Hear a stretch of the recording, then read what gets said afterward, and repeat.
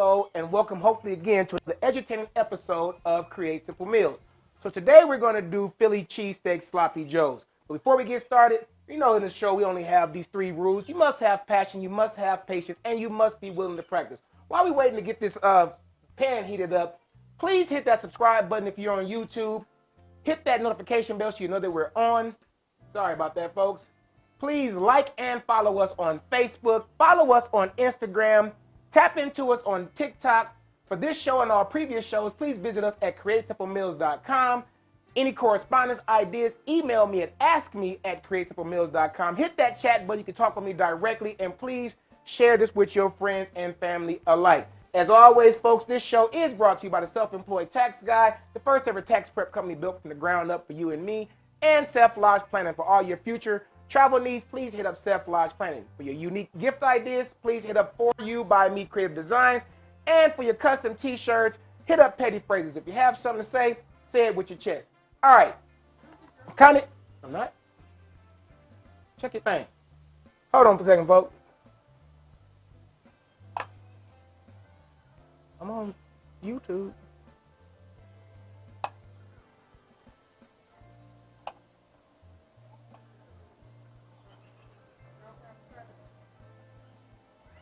What the heck?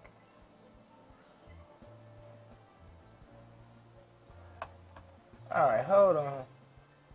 Set up live video. Check it, double check it, because I'm showing here that it's showing through.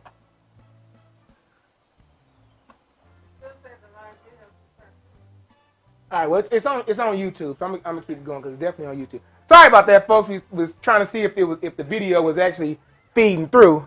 As y'all know, it wouldn't be Create Simple Meals if something strange didn't happen every week. But we are going live. So again, back to the recipe for the Philly cheese steak sloppy joe. Real simple recipe. We're gonna take a pound of ground beef. We're gonna brown it off. To that, we're gonna saute off some yellow onions, some green bell peppers, some mushrooms. Add to that some ketchup, some Worcestershire sauce, a little bit of kosher salt and black pepper. We're gonna make a beef broth slurry. So basically take some beef broth, mix it with some cornstarch, mix that in and thicken it up. Add in some cheese, we go from there. So let's go ahead first and foremost and get this pan started. And while this is getting hot,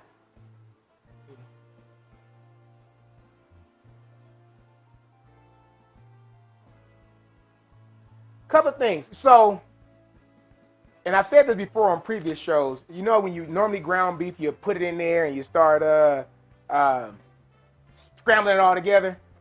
I learned a while back, put the whole block in there, let it start getting a brown on one side, and then break it up. It actually cooks better that way, and it's a more even char. Check this temperature on here. There's my handy dandy thermometer. We almost did. Now, another thing I'm thinking about doing this show, and as I told y'all before, if I mess up, y'all gonna see it when it happens. I gonna try doing some potato chips. It may work, may not work. We're gonna find out here together. Now, so this pan, let's see how hot it is. It's hot enough right now. We're gonna go ahead and we're just gonna dump that right in there, and we're gonna let that start getting a brown to it.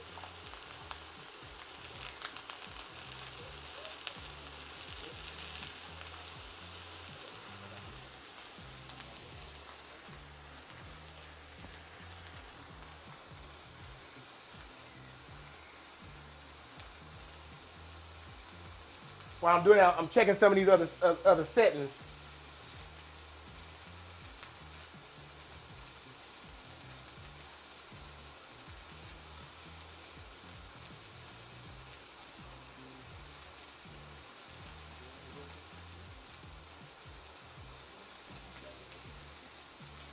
Let's see what's going on.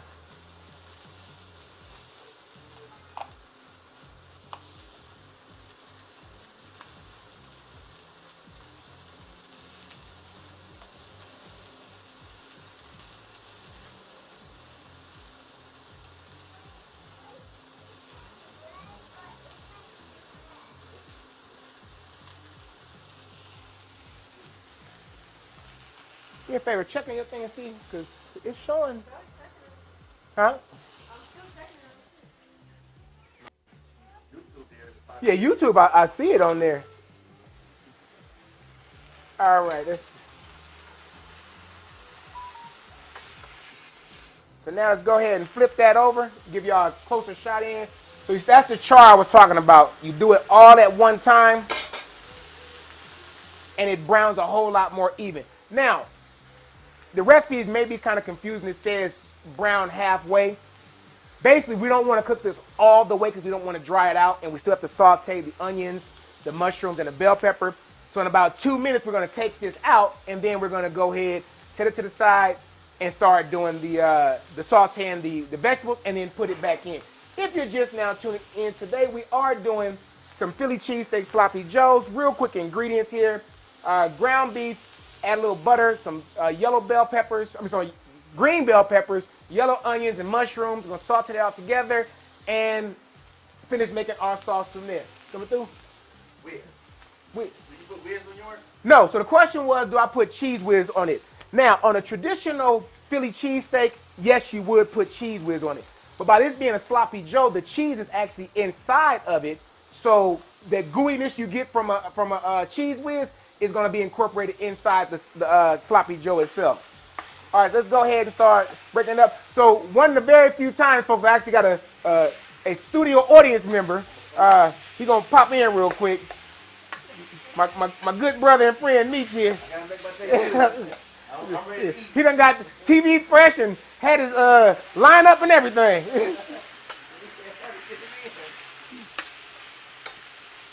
You still didn't pop on Facebook?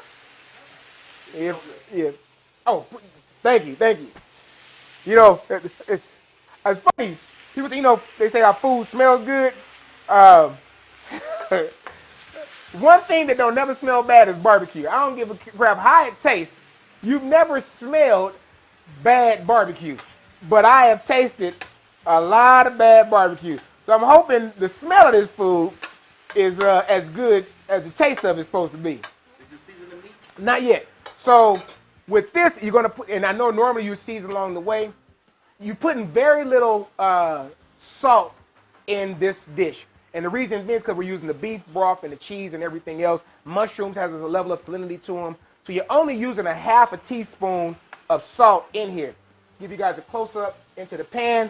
So we're almost halfway done with the cooking. And then we're going to take this out because we don't want it to get completely done just yet, as I said earlier. We're going to take this out right when it gets almost completely cooked, because once we put it back in, it's going to continue cooking, and you don't want to dry out your meat. As always, folks, this show is brought to you by the Self-Employed Tax Guide, the first ever tax prep company that was built from the ground up just for you and me. Self-Lodge Planning for all your future travel needs and current. Please hit up Self-Lodge Planning. For you by Me Creative Designs for all your unique gift ideas, and by Petty Phrases for your custom t-shirts. If you have something to say, please say it with your chest. One more second while that's browning. You got a close-up in there.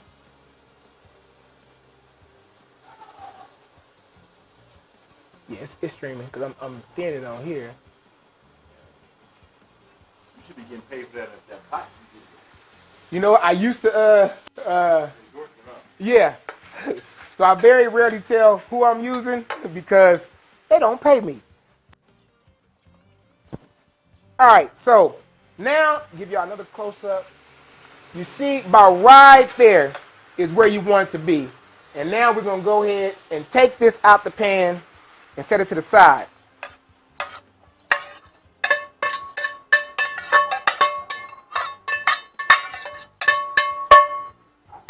Now we're going to go ahead and we're going to add in our onions. So, now you know a lot of recipes say things like small onion, small bell pepper, and I really detest in recipes like that, because what is that?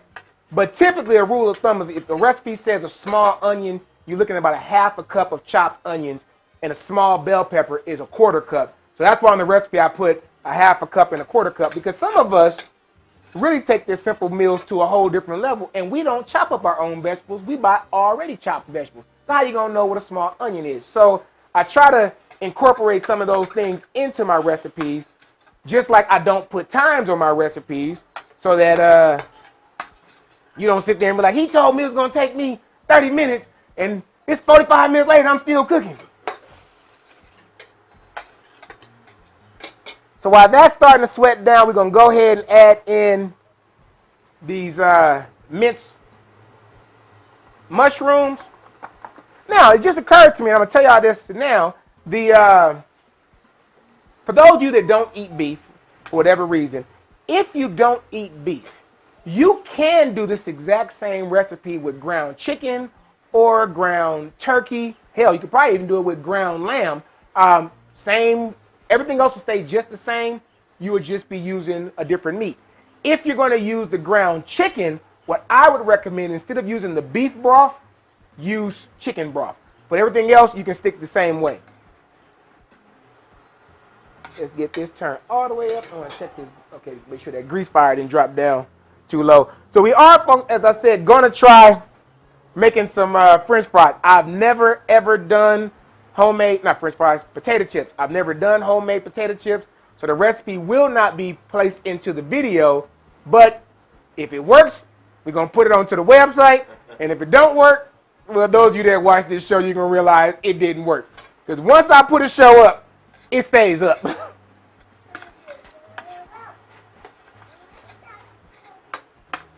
to get the smell of it. You see it? See, now that I put those mushrooms on top of it, kind of suppressed it a little bit. Still got a little nice little smell. Yeah, that nuttiness. Yeah. So for me, he was talking about the smell of the dish. And the mushrooms, now that you put them over there, kind of suppress and you get that nutty flavor. I'm going to tell you certain things about vegetables. Even though I put the strict measurements on there, they're not strict because, again, you know here on Create Simple Meals, we only got those 3 rules. You must have passion, you must have patience, and you must be willing to practice. But I very rarely measure things such as mushrooms or garlic. One, because I love mushrooms, I love garlic. So a recipe called for 8 ounces, I might be liable to put 10. If it calls for 3 minced garlic cloves, knowing me, I'm probably going to put 5. But you do what you do with your food. All right, so I'm trying to get this mixed a little bit more. Let's go ahead and add in these bell peppers. Now, I do got to mention this because Father's Day just passed, and my lovely daughter bought me, if y'all watched the show a few weeks now, my wife said, she says, well, everybody don't have a pasta maker. Trust me, any recipe I do, it won't have to have freshly made pasta. I just like gadgets. You will be able to use regular old pasta. How you know when it's done? So, Onions brown. for the most part, you'll know, just experience will tell you some of it. So he asked how would I know when the vegetables is done. Now, as far as the onions, typically, if you sauteing up onions, there's a difference between sauteing an onion and caramelizing an onion. If they're getting brown, you're approaching caramelization. For sauteing, you just basically want them to start changing to what they call translucent, that not really can't see through them, but they're starting to get more clearer and clearer. That's what you're looking for when you're sauteing onions. If it starts getting brown, that's when you start pulling those sugars out and they're caramelizing, and that's when you start getting the caramelized onions. For this recipe, because it has so much cooking going on, the main thing you're trying to do is soften up the vegetables before you put the ground beef and everything else back in there, because you don't want to eat into a sloppy Joe and you crunching on. Reminds me of that Eddie Murphy stand up on Raw when it's the Big Mama welfare burger and the bell peppers running all off it. You don't want that. But for the most part, any recipe that's asking you to saute onions or bell peppers, the main focus of it is to soften it up, not to caramelize it. If it's just saying saute, you just want it to start changing that opaque or translucent color, and then you more or less done there. You're heating it up so it cooks down better. I mean, think about it. Some of you do, most of you don't. When you're doing your dressings and other meals that have onions in them, oftentimes you don't have to saute them because when you put it in the oven, that's going to saute it up. Now, with that, you definitely want to chop them up a whole lot finer. If you're just now tuning in, today we are doing a Philly cheesesteak sloppy Joe. So we take a pound of ground beef, which we've already partially browned off. We now have our onions and our bell pepper and our mushrooms that we're sauteing off. In a second, we're going to go ahead and finish off dropping in our butter, beef broth, put the meat back in along with the ketchup and Worcestershire sauce. And as one of my homeboys said, we're going to get to the money.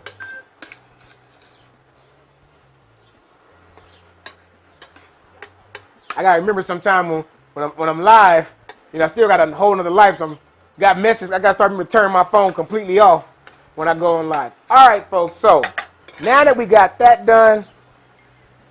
So that was roughly about 5-6 minutes. About 5 or 6 minutes. Now, that's about time. It's about 5 or 6 minutes or so. The one thing to remember, and please don't watch the show and think it's going to go exactly the same. I'm using an induction burner. Induction burners, they hold heat better. They cook faster. If I did the same meal inside on my gas range, it's going to be a little bit longer. It's just gas is not as efficient as these induction burners are. All right, so let's go ahead, add back in our ground beef. We're going to mix this all together. And right now, you're just making sure you mix everything in. Your onions, your garlic, your onions, your bell pepper, your mushrooms. You want it fully incorporated. Now, I did this recipe before, and I used the pot just because I wanted to go fast. When you're using a skillet like this, you got to kind of slowly incorporate all the ingredients so that you don't spill half of them out on the pan. But you can do me a favor and grab me that red rubber spatula. And while we're doing that, we're going to go ahead and add in our butter. We're going to season it with, this is a half a teaspoon of salt, half a teaspoon of black pepper. I got a question. Uh-huh. Why you put it in now? Why you put the seasonings in now? So, really for ground beef, it doesn't make too much of a difference because if it was on a burger, I would have seasoned it in advance. But, the question was, why did I season it now? Really, it doesn't make too much of a difference, but since, in my opinion, when you're mixing up meat like this, if you season it while it's still browning, some of that season, when you start dumping that oil out, is going to get washed away. Whereas now, the seasons I put in here is going to stay right into the pan. Now, if you're making burgers, you know, sometimes some people like to incorporate the season in there. When I make burgers, I just season the outside very heavily because trying to get seasoned into it, unless you grind it that way, you're going to mess around. And I've actually had it where the season clumps up inside the meat. All right, so now that we got this going in here, let's go ahead and add in 2 tablespoons of ketchup. Already put the Worcestershire in there. Now, put this out of my way. For the beef broth, once I get this all melted down,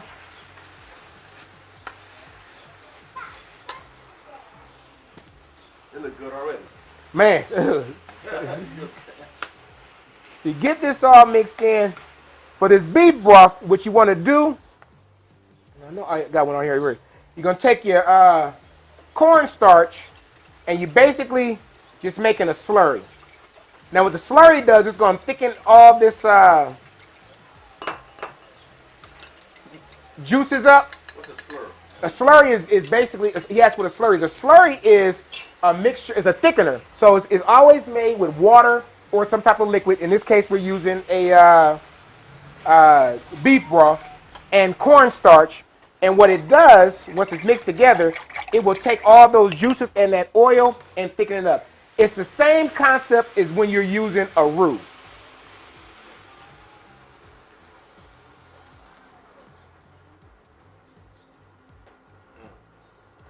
It's the exact same concept. So, I can't wait to eat this motherfucker. so with a roux, you know you use equal parts fat and flour. A slurry, almost the same thing. It's almost equal parts water and cornstarch. It's used a lot in Asian dishes, but anytime you need to thicken up something, and y'all had some sloppy joes as children, you know how it come out the can. They had some chemicalized thickeners all up in there. But How any much slurry you put in? For this, it was that was I think it's with 2 tablespoons of cornstarch. I'm sorry, a tablespoon of cornstarch and a cup of beef broth.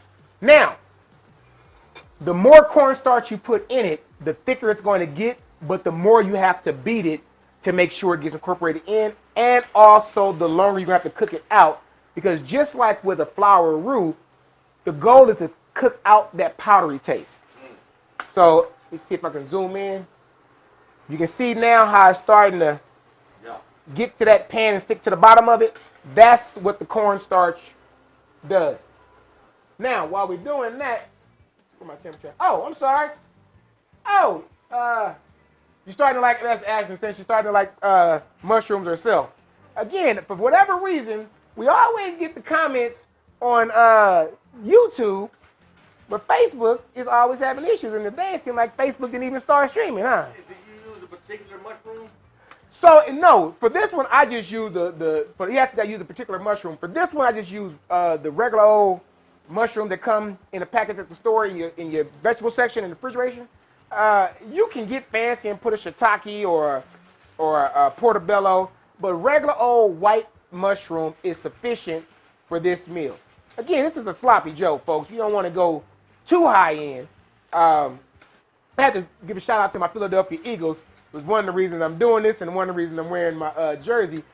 The other thing about this recipe, we're going to make them as full-size Sloppy Joe burgers. However, you can also use small Hawaiian like rolls or sliders and make them into very miniature-sized things, which is perfect for game day.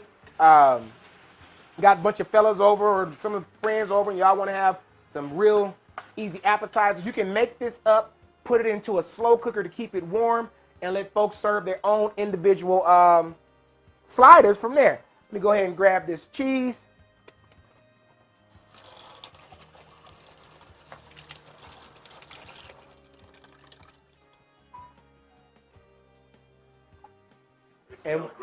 Oh, appreciate it. And we are almost there, folks. So now we're going to take, and if you don't like it extra cheesy, you can use less cheese. We're going to put in about 6 ounces of cheese. Now, typically I would have chopped it up. That's not 6 ounces. I'm sorry, we're going to put in 8 ounces of cheese. But I'm going to let this melt, and then I'm going to add some more cheese. And I'm going to let that melt, and I'm going to add some more cheese until we got all the cheese we want up in here. I got a question about sliced cheese. Uh-huh. Wouldn't it be better with shredded cheese? So, yes. So you can chop it up and use shredded cheese. It's still going to melt fast. Here's the thing. Y'all know me. I don't like pre-grated cheese because it has an anti-caking agent on it, which, one, I can taste, and 2, it makes it harder to melt. But, yes, you can use or grate the cheese in advance. I'm going to tell you, folks, why I'm doing it this way. Because last time I did it, I did chop my cheese up. But the last time I did it, I didn't let the Sloppy Joe cool down, and it wouldn't sit right. So the picture you see at the beginning of the show, that is my Sloppy Joe, but that was 45 minutes after it cooled down and it started forming. So I say, I'm going to see, will this one do better if I do it this way?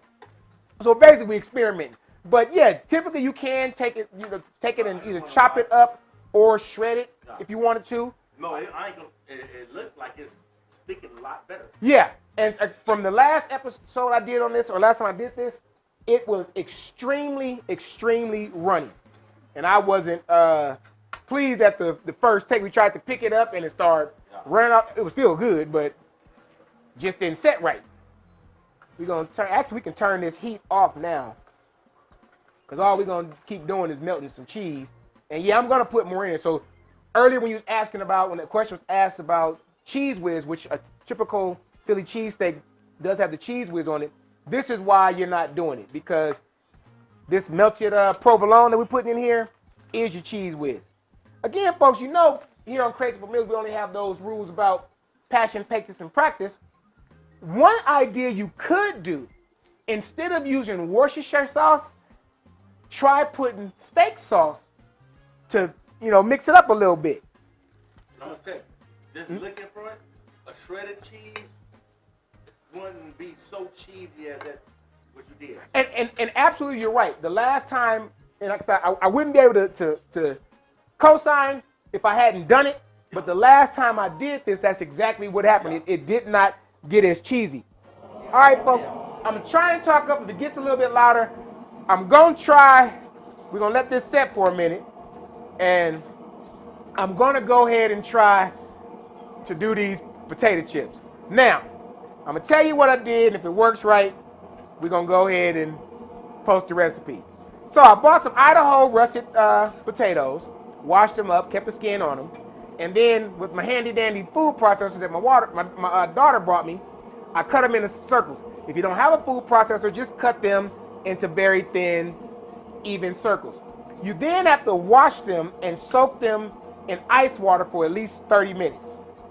After that, you pat them dry and you deep fry them. So I've already let them soak in ice water. Why? And you know what? I knew someone was going to ask me, why did I soak them in ice water? Honestly, I don't know. I don't know what the process is for that. My assumption is to wash away the starch so it fries better. But I honestly do not know. But every single recipe I looked around and found, they all had where you soak it in ice water. And that was the thing popped in my head was like, why? That was one of the, maybe it's to crisp it up. But I'm going to find out because I don't like doing things and not knowing why. And I'm going to tell you why. It's not because the nerd in me. It's because if you know why something it needs to be done, you can also know how to go around it. For instance, I know how, if I need to thicken something up, I can use a cornstarch slurry. I can use flour and butter to make a roux. I can add in breadcrumbs if it's a soup to thicken it up. But I know the purpose of the roux or in the slurry, so now I can find something different if I don't have those ingredients on hand. So I'm going to find out, folks, and I will put it on the blog if these things work out right. If not, we're going to be wondering together. All right, we're going to let this sit and keep melting. And I'm going to go ahead and grab these potatoes out of the refrigerator.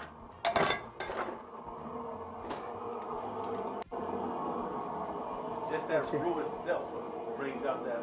Yeah. Again, folks, if you're just now tuning in, we are doing a Philly cheesesteak sloppy joe. We browned off a pound of ground beef. Had some. Then we sauteed some diced onions, bell peppers, mushroom. To that, we put the ground beef back in. We added in some ketchup, some Worcestershire sauce, a little bit of kosher salt and black pepper, cornstarch slurry made with a cup of beef broth and a tablespoon of cornstarch. And after that, we added in our provolone cheese. And now it's sitting there melting. And because we are an adventurous show and because this is Create Simple Meals and we don't have rules, we're now going to attempt frying some homemade potato chips. So what I did was I cut the potatoes into a little disc about this. Again, I get a closer shot in there. So about a little small disc, see about how thin they are. And then we soaked them in some ice water for about 30 minutes. Drain them out, so make sure they're good and dry. Now that I do know why, because you don't want to put water in grease unless you really want to be like Fire Marshal Bill. Let them dry, and then we're going to go ahead and deep fry these for about 5 or 6 minutes and see what happens. Hopefully it works. If not, you know from day one we always said we're going to let you see every mistake that we make live and in Memorex, as they used to say. So altogether, how many slices of cheese you put in there? So altogether, I put 7 slices of cheese, but I did it by weight. So the package that I had was a 6-ounce package. However, I added cheese to it. I knew it was 8 ounces. So I put right at 8 ounces of cheese into this mix. And can you do me a favor and grab me a top for this? Let it stay warm while I'm waiting on this other part. And we're going to see how this get down. Again, folks, please hit that subscribe button if you're on YouTube. Hit that notification bell so you know that we're on. Please hit that like button and follow us on Facebook. Follow us on Instagram. Tap into us on TikTok. For this show and all previous shows, please visit CreateSimpleMeals.com. If you have any questions, comments, criticisms, or have any ideas, email me at askme@CreateSimpleMeals.com. Hit that chat button so you can talk with me one-on-one. And please share this with your friends and family. All right, now this is almost where we need to be. We're going to go ahead and cover this up, keep some of that heat in. Put this off Ouch! That hurt. To the side here. You can see that. Man, they can see it. I done got burnt on this show. I done almost dropped a pop bowl of roux on this show, and I almost chopped a finger off once. So you're well-rounded. Yeah, but that just goes to show you folks, cooking is not complicated. Anybody can do it. If I can do it, you can do it. You just gotta be willing to go out there and take that chance. And that's the thing. A lot of people want to cook, like regular dads, and look for ideas online. That's what I do personally. You know what I'm saying? And it's like, okay, what you did with just one pot is amazing. So what he was saying was, a lot of people actually do want to cook on, and they're just intimidated by it. Single fathers, single mothers, working parents. Most recipes on this platform are under 30 minutes, 45 minutes tops. And what we try and do is show everything live. The only thing we do in advance is obviously I chopped up the vegetables in advance, and I obviously chopped up these potatoes in advance. But other than that, I try my level best to do everything on camera. So you see, it's not a complicated process. It's very simple. These guys are willing to do it, are willing to practice, and you have to have patience because cooking will throw you a curveball. As you see here, I'm always going to forget something, and I'm pre-prepping. So imagine if you're coming home, you're going to forget some things, but it's food, people. As my father used to say, hopefully it's not your last meal. All right, we had about 348. Let me just drop one in and test it. We're going to turn this up. Get this up just a little bit hotter. And that really baffled me about the Facebook, folks. But I post to Facebook later, folks. So Facebook, I will repost this since for whatever reason it doesn't seem to be streaming live. But I usually see y'all as well as YouTubers on Tuesdays. Which is why we ask you to hit that subscribe button on YouTube. Hit that notification bell so that if you subscribe, it will pop up and let you know we're on. Hit that like button and follow us on Facebook. Follow us on Instagram. Please tap into us on TikTok. Again, for this episode and all previous episodes, visit CreateSimpleMeals.com. Email me your questions, your ideas at askme@CreateSimpleMeals.com. Hit that chat button, talk to me one-on-one, and share this with your friends and family. All right, folks, so now we're going to go ahead and give this a try. I did not put the camera in over here, but we're going to go ahead and see what happened, folks.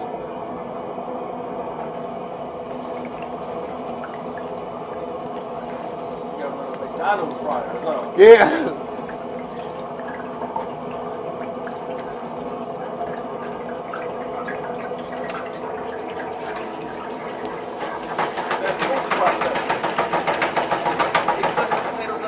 Huh? That food thing, it cuts the potatoes up for you? Yeah, so the food processor, it has a spiral disc in there that it and just cuts them. You push it in, it cuts them into circles. He's asking about my food processor, so many of them have a disc that comes with it that will cut things into even slices. It also has a shredder in there, so I can shred my own cheese. As y'all know, I don't like pre-grated cheese. And it also has a chopper for chopping vegetables. I don't want to plug no spot, but I need one of those. Oh yeah, I would definitely. And there's a bunch of food processors out there by many companies. I'll show you the one I use now, but it's not the one. This is probably my third food processor. I will tell you this one. The one I'm using now, so far I like it the best. No, me and my son, I've been trying to get tomato cutters, onion cutters. I'm trying to make my life easy. You know what I'm saying? Me and my son be talking because he used to work for a restaurant. Mm-hmm. So he know how to cook. But yeah, so he was saying about buying different things to make cooking easier and faster, which I am in all for. One of my favorite chefs, he does warn about buying what he called uni utensils, meaning he's going to use it for one thing. So definitely try and get something that can do multiple work.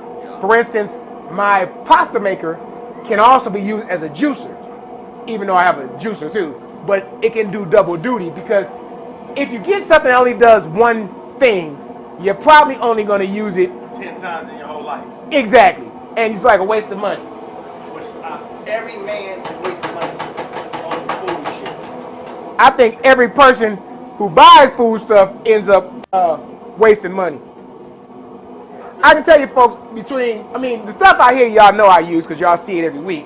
So like my griddle, my fryer, my burners. But I have a bread maker, I've used 4 times. I don't know if you know if you're old enough to remember the Dagwood comic strip and the Dagwood sandwiches. And so I would make the bread, but you know, bread is pre-sliced for a reason. So I make this big old loaf of bread and I'm trying to cut it and it just doesn't work that way. So my bread was never even. I stopped using the bread maker. I have sandwich makers. I don't know how many pressure cookers, and have a built-in air fryer and a separate air fryer. I'm a gadget guy, and I can tell you I've learned throughout the years to only start using stuff that I normally use. All right, folks, these chips. We gonna see what it do. We turn this heat off. That is a hell of a deep fry. I'm not gonna lie. All right, folks, can you do me a favor? Grab those buns out the warmer. All right, folks. So, and we had this conversation before the show. I did brown off the brioche buns. So to let you know, I use the griddle, but basically you butter or oil your buns, put them on a hot plate, and cook them until they toast, you know, to the color you like them. An easier way is put them in the oven, turn it on to about 350, 400, and let them brown that way. But the only problem with that, both the inside and the outside of the bun will get kind of crusty. I didn't want to film it because, well, it's hot, folks. It is extremely hot back here. And I just burned myself again. Let me grab some of these. You put right there. These chips. I like this. It's relaxing, ain't it? Is it relaxing though? Now, one thing I can tell y'all folks right now. That's why I got out. I thought I was in your way, so I got out your way. Oh. With these chips, I can tell you right now. One thing, zoom in on there, is that they definitely could have cooked a little bit longer. So these will harden up as the day goes by, but they are soft. They cooked, but they soft. Oh yeah, go ahead. Before you make a judgment or camera, so you can see my big old feet. Oh yeah. I ain't put no salt on them. Put some salt on them real quick.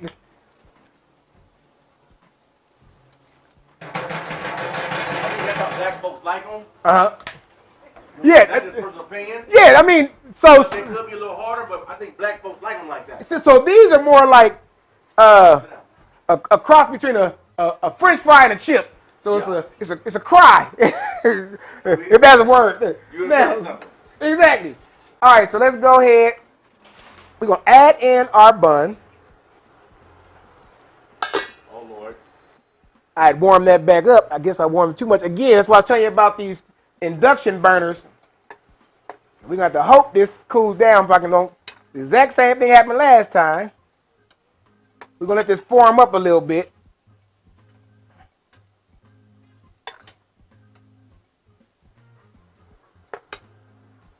Just so it'll stay on the bun. Ain't no possible way that's going to stay. We going to see today. Actually, now we're going to let this cool. Oh, sorry, I still got y'all on the other view. We're going to let this cool down just a little bit. But you see how that cheese, folks, is still, give y'all a closer shot. The cheese is definitely and can it cool down while it's still on that pot? Yeah, so because this thing, so the way induction burner, he asked could it cool down while it's still on the burner. The way induction burners work is through electricity. That's why you have to use a certain type of pan. You cannot use a non-stick pan. It has to be a stainless steel pan or cast iron, something that's magnetized, because that's what makes the induction burner work. But once it's off, it's off. So the ambient temperature on the top of it may be still warm to touch, but it cools down pretty fast. And like I said, I like these because it speeds up the process so fast versus using a stove burner. Believe it or not, folks, even when I'm just cooking on other days besides Tuesdays, oftentimes I prep a lot of food in the studio just because it's easier for me and I'm used to it than being in the house. Matter of fact, I think my next house is going to be built a lot like my studio. All right.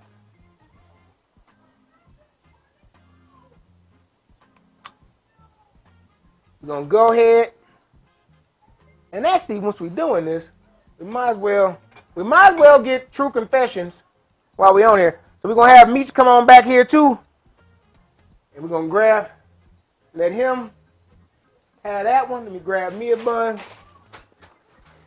And we're gonna have true confession, folks. Now the ticket for coming into Create Simple Meals Studio is you have to be not only honest, brutally honest. Now, okay.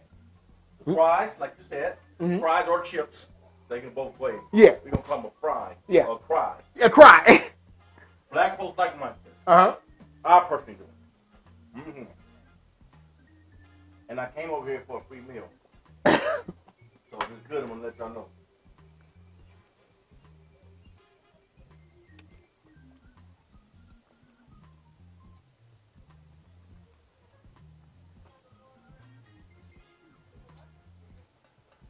As a food critic, it's very good.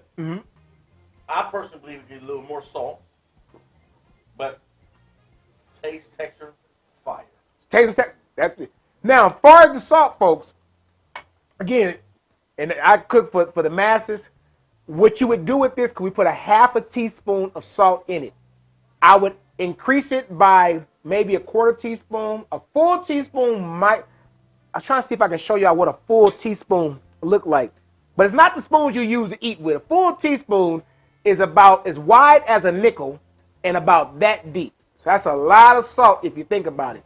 The rule of thumb is a half a teaspoon. We start off with a half a teaspoon of salt per pound of meat. Now, I'm be honest. I could probably use a little tad bit more salt, but that gum self. But I gotta cook for. Not even that much. Yeah. So now after my second bite, I'm starting to taste it where it really don't need salt. It's very perfect. Those mushrooms, as I mentioned earlier, mushrooms. This is where experience gets you when you start learning your ingredients. Certain vegetables, certain other ingredients that goes in your food are already going to have a salinity to them that's going to increase salt or salt taste. It's not that it's going to increase the sodium, the salt taste. So things like cheese. Cheese, 90% of most cheeses have salt in it. Obviously, the mushroom is going to taste like there's salt in it. Meat on its own has a level of salt in it. So you have to kind of judge it on your own. But that's why we have those rules here. Only 3 rules: passion, patience, and practice. And like I said, when I first bit it, it needed more salt.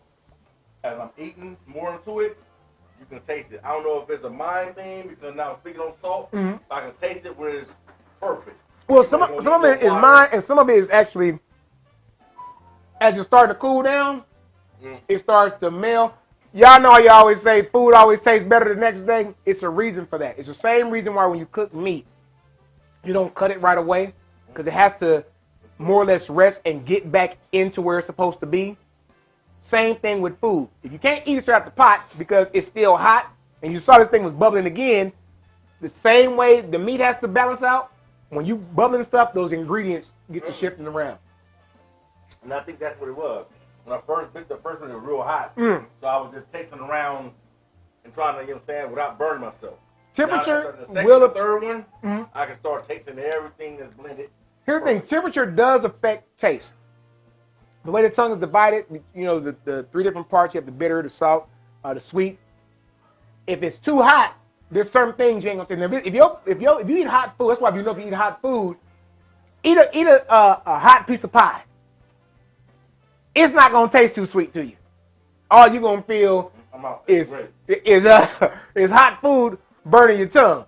So that does make a difference. And I was saying earlier, let this thing cool down before we get there. But y'all see it here? Saw we did these chips.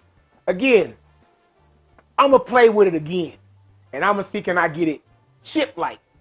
Everything else, the concept is almost right, but I think it probably needs about 2 or 3 more minutes in the fryer. I'm going to do it again. If it works, I'll post the whole recipe. Probably not going to do it live because it's the summertime and 365 degrees and 100-degree weather have me about to lose 4 pounds of water weight on camera. So I personally believe them fries are good. We gonna call them You know what fries. fries? Chip and the fries. So we got the fries. We know it's aside. There's a restaurant I used to go to in here in Los Angeles, downtown Los Angeles, and they would make homemade tortilla chips. And you could order them either soft fried or hard fried. And you'd be surprised that the average customer came in, they want the tortilla chips soft. But it was just one, I think it might still be down there, but you order the tortilla chips. It's one day, let me see what they talk about, order these soft tortillas, and they soft. There's no crunch. They hold their shape, but you're not going to skip up no guacamole with them because they ain't going to be able to hold it. But they were good, and every time I went there, that's exactly what I ordered. So they had soft tortillas. We got soft chips. All right, folks. Remember, when it comes to cooking here on Create Simple Meals, there's only 3 rules. You must have passion, you must have patience, and you must be willing to practice. So until next week, when we hope to bring you another edutaining episode, keep practicing, keep that patience, and we will see y'all soon.